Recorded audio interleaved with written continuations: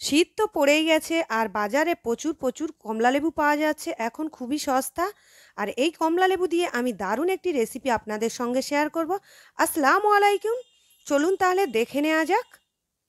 এখনও আমার চ্যানেলটা সাবস্ক্রাইব করা না থাকলে অবশ্যই চ্যানেলটাকে সাবস্ক্রাইব করবেন আর লাইক কমেন্ট করে পাশে থাকবেন। কমলালেবুগুলো আমি খোসা ছাড়িয়ে নিয়েছি। এর থেকে একটি একটি করে কলি আমি ছাড়িয়ে নেব। নিয়ে সাদা অংশগুলো আমি এইভাবে বাদ দিয়ে দেব। এইভাবে সবগুলো আমি ছাড়িয়ে নিয়ে একটি প্লেটে করে নিয়ে নিয়েছি। এখন এগুলো আমি একটি মিক্সিং জারের মধ্যে দিয়ে দেব। আর অবশ্যই কমলালেবুর বীজগুলো বের করে দেবেন, না হলে কিন্তু তেতো হয়ে যাবে। তো আমি সব কমলালেবুর বীজগুলো বের করে দিয়েছি আর এখন একটি ব্লেন্ডারে কমলালেবুটা ব্লেন্ড করে নিচ্ছি।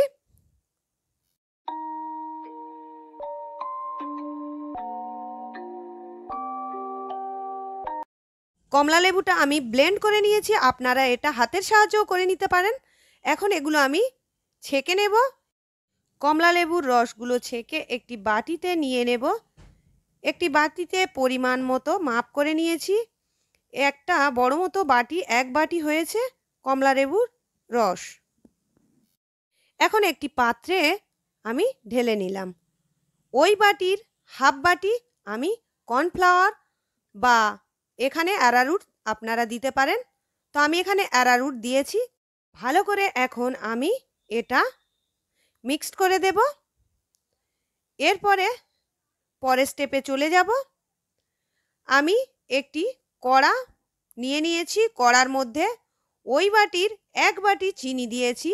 আর এক বাটি কমলা লেবুর রসে এক বাটি চিনি দিতে হবে। আর এখানে হাফ বাটি আমি দিয়েছি পানি। পানিটা দিয়ে আমি এখন এটা ভালো করে ফুটিয়ে একদম চিটচিটে ভাব হয়ে যাবে। আর যখন দেখবেন আপনারা তারের সৃষ্টি হচ্ছে, মানে ভাববেন এটা হয়ে গেছে। আর এর মধ্যে হাফ লেবুর রস দিয়ে দিলাম। এতে করে কি হবে, চিনির শিরাটা ঠান্ডা হয়ে গেলে এটা আর জমাট বেঁধে যাবে না লেবুর রস দেওয়ার কারণে। এরপরে আমি শিরাটা নামিয়ে নিয়েছি, একটি পাত্রে করে ঢেলে নিয়েছি। এখন কড়ার মধ্যে দিয়ে দিলাম কমলা লেবুর রস আর অ্যারারুট যেটা মিক্সড করে রেখেছিলাম ওটা দিয়ে দিলাম। দিয়ে আমি কন্টিনিউ নাড়তে থাকবো। যখন একটু ঘন ঘন হয়ে আসবে এর মধ্যে আমি অরেঞ্জ ফুড কালার দিয়ে দিলাম। দিয়ে এটা এখন আমি ভালো করে নেড়ে নেড়ে একদম শুকনো মতো করে নিয়েছি। আর যে শিরাটা বানিয়ে রেখেছিলাম এখন এর মধ্যে অল্প অল্প করে দিয়ে কন্টিনিউ নাড়তে থাকবো। অল্প অল্প চিনি শিরা এর মধ্যে দিয়ে দেব আর এই রকম কন্টিনিউ নাড়তে থাকবো। নেড়ে নেড়ে যখন একদম শুকনো মতো হয়ে যাবে এটা নামিয়ে নেব। ঠিক এই পর্যায়ে নামিয়ে নিতে হবে, এর থেকে বেশি ঘন করা যাবে না। তো আমি একটি পাত্রে করে নিয়ে নিয়েছি। প্রথম থেকে ওই পাত্রে আমি একটু ঘি মাখিয়ে নিয়েছিলাম। যখন এটা সেট করব, পরে কেটে যখন তুলতে যাব ভালোভাবে উঠে আসবে। দেখতে পাচ্ছেন ভালোভাবে সেট হয়ে গেছে।